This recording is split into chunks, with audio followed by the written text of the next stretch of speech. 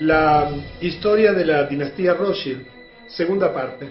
Hoy vamos a cubrir un periodo no muy extenso, en años, apenas 20, allí del 1798 al 1818, pero intensísimo en los acontecimientos que han ido poco a poco desarrollando este proyecto de gobierno mundial, este proyecto de dominación mundial a través del dinero. En la primera parte terminábamos hablando del tema de Imagine No Religion como parte del proyecto. Es decir, hoy la religión está cuestionada porque así se fue planificando. Recordábamos entonces la visión que tenía John Robinson, un intelectual muy importante de aquella época, que ya en 1798 había publicado un libro, Las pruebas de una conspiración contra todas las religiones y los gobiernos de Europa, llevada a cabo en las reuniones secretas de los masones, los Illuminati y las sociedades de lectura. Y quiero recordarte que estas cosas que escuchas en estas conferencias no son opiniones, trato de adjetivar lo menos posible, es un relato cronológico de hechos que cualquier persona puede confirmar sin demasiada dificultad y que por tanto luego las interpretaciones corren por cuenta de cada uno, pero los hechos son los hechos y por lo general los hechos son duros y son porfiados. Este informó que había sido un masón de alto grado en el rito escocés de la masonería y que había sido invitado por Adam Weishaupt. Recuerdas que fue quien tuvo a su cargo el diseño, desarrollo de los Illuminati, y se le había dado una copia revisada de la conspiración, de aquello que analizábamos que tenía 4 puntos principales. Sin embargo, el profesor Robinson no estuvo de acuerdo con ella, por lo que publicó su libro, incluyendo detalles de la investigación del gobierno bávaro en los Illuminati y la Revolución Francesa. Los hechos comienzan a precipitarse porque ya Rothschild tenía un buen nivel de control y un plan muy definido de lo que iba a hacer, y en ese mismo año, ya a finales del siglo XVIII, el 19 de julio, Papen David, presidente de la Universidad de Harvard, habló a los estudiantes graduados que el iluminismo tenía influencia en la política estadounidense y la religión. A la edad de 21 años, Nathan Mayer Rothschild deja Frankfurt y viaja a Inglaterra. Allí se establece, y eso fue fundamental a su vez en la historia, en el desenvolvimiento de toda esta historia, donde con una gran suma de dinero dada por su padre se establece con una casa bancaria en Londres. Y en 1800 Salomon Mayer Rothschild se casa con Caroline Stern. Recuerda que en la primera parte te dijimos que te contábamos de casamientos y nacimientos, y que en esta segunda parte te íbamos a explicar el porqué de la importancia de conocer este linaje, porque estamos hablando de una dinastía, y hoy vas a saber algunas reglas, normas que tienen estas dinastías para permanecer juntas como un verdadero clan a lo largo de los siglos, manteniéndose absolutamente unidos en el propósito principal de dominación mundial. Y así como en la primera parte vimos la influencia de los Illuminati para crear y financiar la Revolución Francesa, entramos en el siglo XIX ya con Napoleón. Recordemos el año 1806, cuando Napoleón declara que es su objetivo remover la casa de Hesse-Kassel de toda autoridad y eliminarla de la lista de los poderosos. Esta era una casa monárquica. Al oír esto, el príncipe Guillermo IX de Hesse-Hanau, ¿recuerdas? Que había tenido negocios con el principal de los Rothschild, se va a Dinamarca y confía su fortuna, valorada en $3 millones en aquel momento, imagínate, a Mayer Amschel Rothschild para su custodia. Nathan Mayer Rothschild se casa con Hannah Barendt Cohen, la hija de un rico comerciante de Londres. Nos acercamos a acontecimientos importantísimos, porque todo lo que tenía que ver con las guerras, los gobiernos, los cambios institucionales que se estaban produciendo después y como consecuencia de la Revolución Francesa, naturalmente que tenían detrás como grandes hacedores a los Rothschild. En 1808, 2 años después, Nathan tiene su primer hijo. Nació Lionel Nathan de Rothschild. Es muy importante esta descendencia, verás por qué, porque los primeros hijos, los hijos más jóvenes de los hijos más jóvenes tenían una incidencia muy importante en la familia. En 1810, Sir Francis Baring y Abraham Goldsmith mueren, y esto deja a Nathan Mayer Rothschild como el banquero restante más importante en Inglaterra, casi sin competencia. Salomon Mayer Rothschild va a Viena, Austria, y establece un nuevo banco, el Von Unzone Rothschild. Disculpen la pronunciación, he visto que aquí en la sala hay varias personas que manejan el idioma alemán. Y comenzamos a ver cómo hay una expansión. Debemos recordar que tenían que producirse casamientos y nacer personas para ir extendiendo la influencia a través de bancos dentro de la familia. Y por lo tanto, el siglo XIX, sobre todo en sus comienzos, marcó la, digamos, expansión de Rothschild a través de todos estos jóvenes que comenzaban a utilizar los recursos y los poderes de la familia, los poderes financieros, para extender su área de influencia a lo largo y ancho de toda Europa. Y ya vimos también a fines del siglo XVIII nada menos que en los Estados Unidos. En 1811 recordamos que había vencido la concesión de la patente del permiso para la explotación por parte de los Rothschild del primer banco de los Estados Unidos. Esa concesión, que se había otorgado por 20 años en 1791, no fue renovada. El Congreso de los Estados Unidos decidió no renovarla y pasar a lo que por la Constitución, que está vigente hasta el día de hoy, tiene la obligación y el derecho el gobierno de los Estados Unidos a acuñar su propia moneda, imprimir su propia moneda y no a dejarla en manos de terceros. A Nathan Mayer Rothschild no le divierte la decisión porque lo sacaba del juego del dominio financiero y la provisión de la masa monetaria, del dinero del país, y declara en 1811 que o bien la solicitud de renovación de la carta se concede o los Estados Unidos se encontrarán envueltos en una guerra desastrosa. A pesar de las amenazas, los Estados Unidos se mantienen firmes y la concesión no se renueva, lo que provoca a Nathan Mayer Rothschild para emitir una nueva amenaza. Enséñenle a esos imprudentes estadounidenses una lección, que vuelvan nuevamente al estatus de colonia.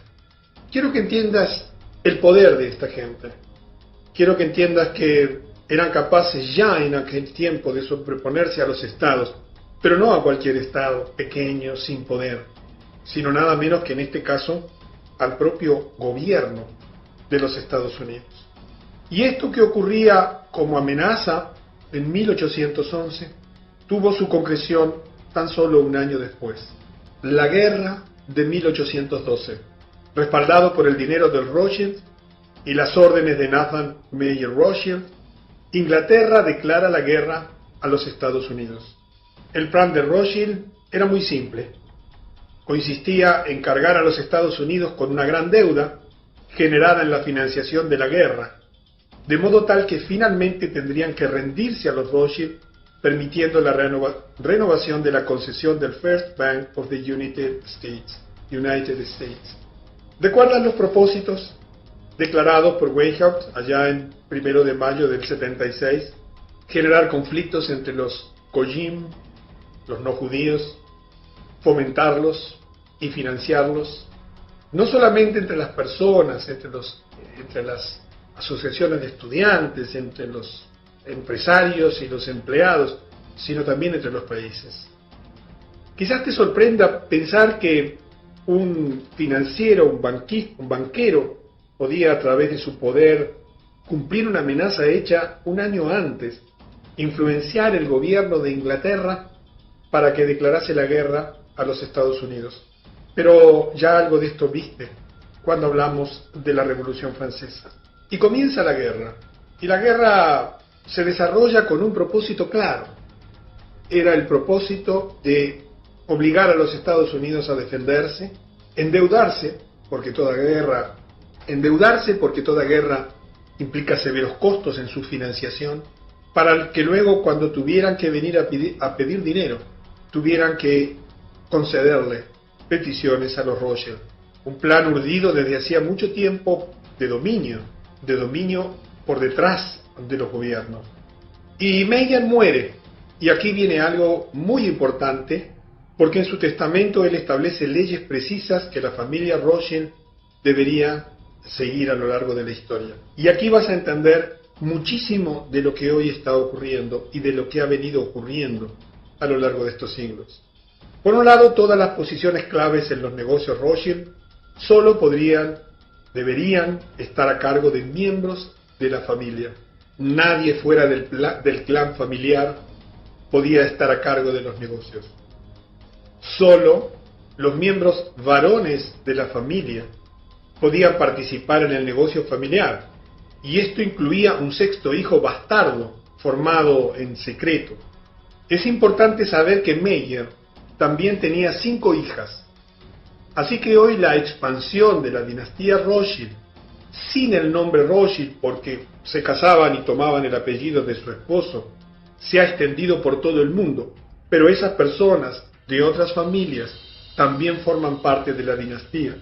Y así, hoy se estima que hay un grupo de familias, algunos dicen que son 400, otros dicen que son mucho menos, que como consecuencia de esta situación, donde el fundador de todo esto tenía 5 hijas y un sexto hijo bastardo, que fue el que quedó a cargo, porque solamente los hijos varones podían hacerlo, se comenzó a extender esa influencia a través de muchísimas otras familias. Y por otra parte, el nombre Rothschild no necesariamente asegura a quien lo posea que sea parte de esta dinastía o de este clan. Agrega en el testamento que en la familia deberían casarse entre los primos primero y segundo para preservar la fortuna de la familia. Fíjate que de los 18 matrimonios de los nietos de Meyer Amschel Rothschild, 16 fueron entre primos hermanos, una práctica conocida hoy como la endogamia. Esto te hace entender por qué las sociedades secretas se casan entre ellos y se mantienen cerrados con privilegios familiares que se van heredando de generación en generación. ¿Y por qué se respeta eso como una obligación? Porque había una orden dada casi 200 años atrás. Y aquí vas a entender otras cosas. Ningún inventario de sus bienes y propiedades debería ser publicado. Yo no sé si sabes que la Reserva Federal, que se fundó en 1913 y que vamos a analizar dentro de esta dinastía Rothschild, nunca publicó un solo balance. Nunca fue auditada, nunca fue controlada. Y por supuesto que de reserva no tiene nada, porque no tiene reservas. Solo emite esos dólares sin valor que tú tienes en tu bolsillo o en tu cuenta bancaria, o que yo tengo en el mío. Y de Federal no tiene nada, porque es un banco privado perteneciente a los Rothschild en primer lugar. Y esta historia de que ellos no presentan sus balances, ni son auditados, ni controlados por ningún gobierno, ya estaba en el testamento del fundador de esta dinastía, Meyer Amschel Rothschild. Ninguna acción legal podría realizarse en relación al valor de las herencias. No se podía discutir, todo se arreglaba con dinero. El hijo mayor del hijo mayor se convertiría en el jefe de la familia. Esta condición solo podría ser alterada cuando la mayoría de la familia estuviese de acuerdo en la modificación. Había pues una especie de padrinazgo donde toda la familia tenía un gran líder, un gran director, que era el hijo mayor del hijo mayor. Y ese era el vértice que tenía la autoridad, en definitiva quien tomaba la última decisión, y que solo se podía alterar esa herencia natural cuando la mayoría de la familia estuviese de acuerdo con la modificación.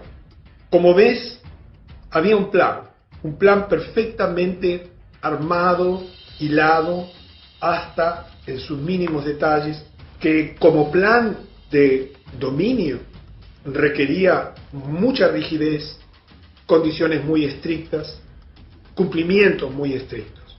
Y Meyer muere y por lo tanto se pone en funcionamiento en forma inmediata el testamento, y Nathan Meyer Rothschild fue elegido jefe de la familia después de la muerte de su padre Meyer. Ocurren otras cosas. Jacobo Meyer va a París, a Francia, y allí establece el banco Rothschild Frères. Nace también Nathaniel de Rothschild, el yerno de Jacob. Y entonces la familia comienza a extenderse y son enviados a cada uno de los países a dominar la banca, porque de ese modo iban a ir extendiendo poco a poco el control y el dominio de todos los gobiernos en el proyecto de dominación mundial que consistía en el dominio y en el control de todos los bancos centrales del mundo. En 1814 ocurre lo siguiente.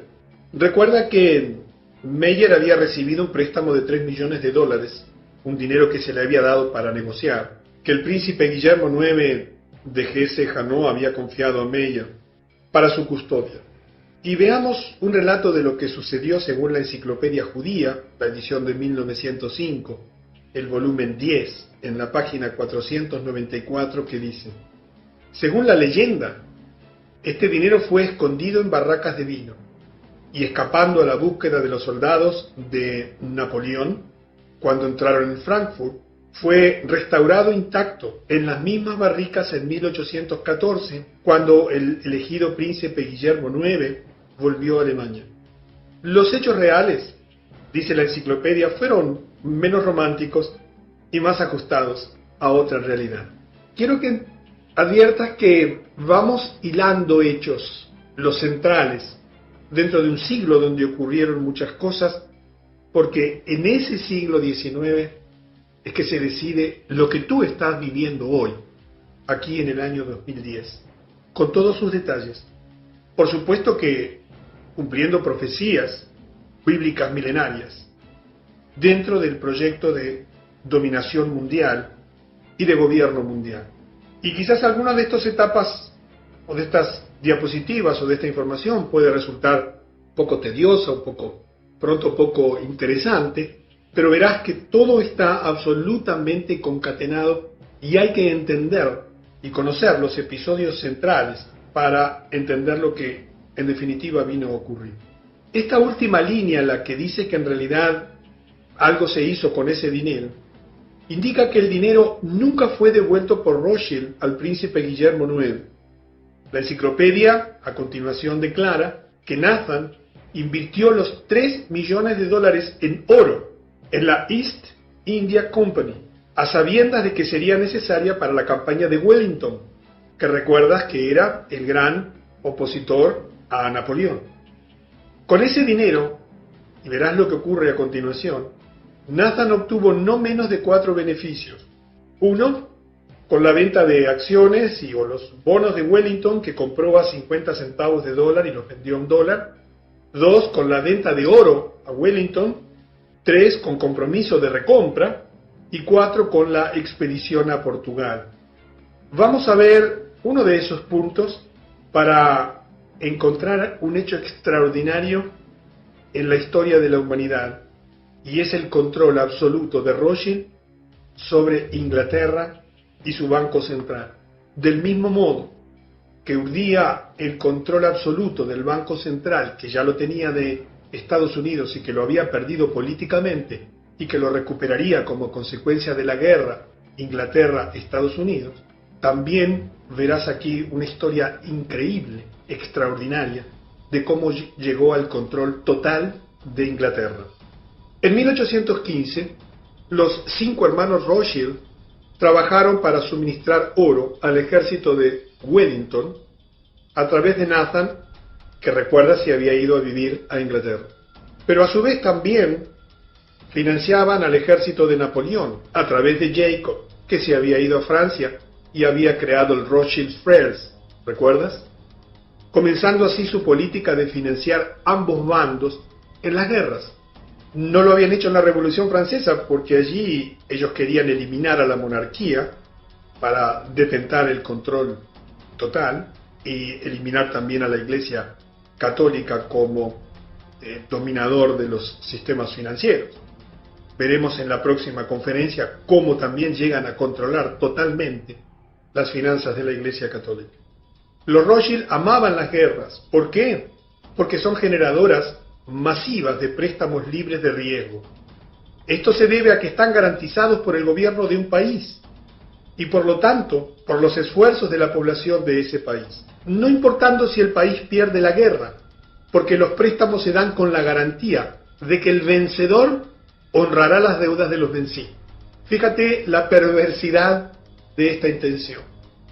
Se financiaban a los dos bandos a través de los bancos que ellos tenían, inmensamente ricos, proveyéndole el dinero necesario a Wellington para financiar su armada inglesa y para financiar a su vez el armamento y las guerras de Napoleón.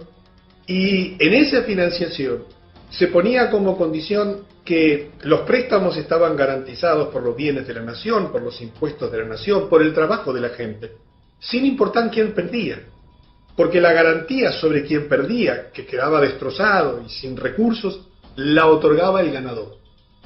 Por lo tanto, era un juego perverso pero seguro, absolutamente para quienes detentaban el dinero y podían manejar sin ningún tipo de dificultad a las partes en pugna en los conflictos. Escucha esta historia porque quizás no la conoces. Uno de los mensajeros de Rothschild era un hombre llamado Rothwell. Cuando finalizó la batalla de Waterloo, ganada por los británicos, Rothwell despegó para el canal y fue capaz de dar las noticias a Nathan, que recuerdas era el banquero que vivía en Londres, con 24 horas de anticipación, antes que la mensajería propia de Wellington informara de lo que estaba ocurriendo. En ese momento, los bonos británicos, que se llamaban cónsules y se negociaban en el piso de la bolsa de valores, tenían un valor que estaba determinado por el mercado. Nathan dio instrucciones a todos sus corredores, sus trabajadores en la bolsa, que comenzaran a vender los cónsules. El hecho era que todos los demás operadores creían que los británicos habían perdido la guerra, por lo que comenzaron a vender desesperadamente. Tú ya sabes lo que ocurre cuando se venden bonos desesperadamente. Inmediatamente su valor cae a pico. Por lo tanto, el valor de bolsa de los cónsules se desplomó, momento que fue aprovechado por Nathan Mayer, quien discretamente instruyó a sus corredores a comprar todos los cónsules que caían en sus manos. Imagínate, cuando la noticia llegó que en realidad, 24 horas después, ¿verdad?, que en realidad eran los británicos quienes habían ganado la guerra, los cónsules aumentaron su valor a un nivel más alto que antes de la guerra, lo que terminó dejando a Nathan Mayer con un rendimiento de aproximadamente 20-1 en su inversión, adueñándose prácticamente de toda la riqueza de Inglaterra. Esto dio a la familia Rothschild el control total de la economía británica. Tenía en su poder todos los bonos. Ahora el centro financiero del mundo después de la derrota de Napoleón. Y obligó a Inglaterra a establecer un nuevo Banco de Inglaterra, que Nathan Mayer Rothschild pasó a controlar. Curiosamente, 100 años después, el New York Times relata una historia que muestra que el nieto de Nathan Mayer había intentado obtener una orden judicial para suprimir la publicación de un libro con esta historia. La familia Rothschild alegó que la historia era falsa y difamatoria, pero el tribunal rechazó la solicitud Rothschild y ordenó a la familia para pagar todos los costos de la corte.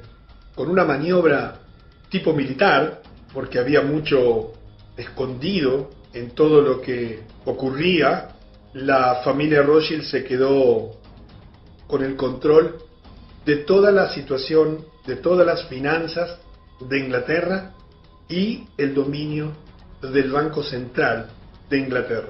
Observa este otro interesante detalle. Este es el año en que Nathan Mayer hace su famosa declaración.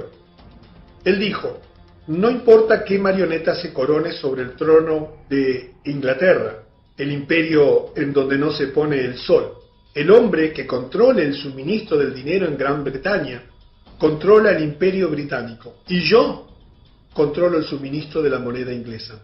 Él se jactaría que en los 17 años de residencia en Inglaterra había aumentado la participación de 20.000 libras que le dio su padre 2.500 veces a 50 millones de libras. Los Rothschild también usaron su control sobre el Banco de Inglaterra para reemplazar el método de enviar oro de un país a otro, método que consistía en el envío físico del oro, y en lugar de hacerlo de ese modo utilizando sus 5 bancos que operaban en Europa, establecieron un sistema de débitos y créditos en órdenes de papel, el sistema bancario actual. Se produce entonces una transferencia fenomenal de riqueza, simplemente movida o generada por un perfecto dominio de las circunstancias. Uno de los detalles interesantes de esa guerra es que las únicas personas que podían pasar los controles, los bloqueos de la guerra, los piquetes, digamos así, de la guerra, eran solamente los couriers, los corredores que tenían la familia Rothschild, y que le permitió un conocimiento anticipado de lo ocurrido. A fines de este siglo, a fines del siglo XIX, a fines de los 1800, en los cuales, por ejemplo, se transfiere esa inmensa riqueza, inclusive después veremos que se queda hasta con el Banco Central de los Estados Unidos. Un periodo de tiempo conocido como la era Rothschild. Se estima que la familia Rothschild controlaba la mitad de la riqueza del mundo en tan solo un siglo y unas pocas décadas. Se adueñaron de la mitad de la riqueza del mundo. Pero ese año ocurrió algo que salió de los planes, escapó del control de Rothschild, pero que es muy ilustrativo de sus intenciones concretas en aquel momento y de hechos que vinieron después, de los cuales veremos en detalle en las próximas conferencias.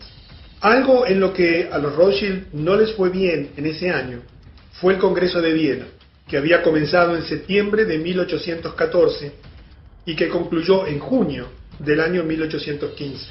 El motivo del Congreso de Viena, la razón por la cual había sido convocado, era que los Rothschild querían crear una forma de gobierno mundial para darles total control político sobre gran parte del mundo civilizado. Te vuelvo a repetir porque si no te diste cuenta o no estabas atento. El motivo de este Congreso de Viena era que los Rothschild querían crear una forma de gobierno mundial para darles total control político sobre gran parte del mundo civilizado. Increíblemente, en menos de un siglo, ya estaban en condiciones de comenzar a proponer el gobierno mundial, tal y como lo hacen hoy, que ya está absolutamente determinado. Muchos de los gobiernos europeos estaban en deuda con los Rothschild, así que imaginaron que podrían usar eso como una herramienta de negociación.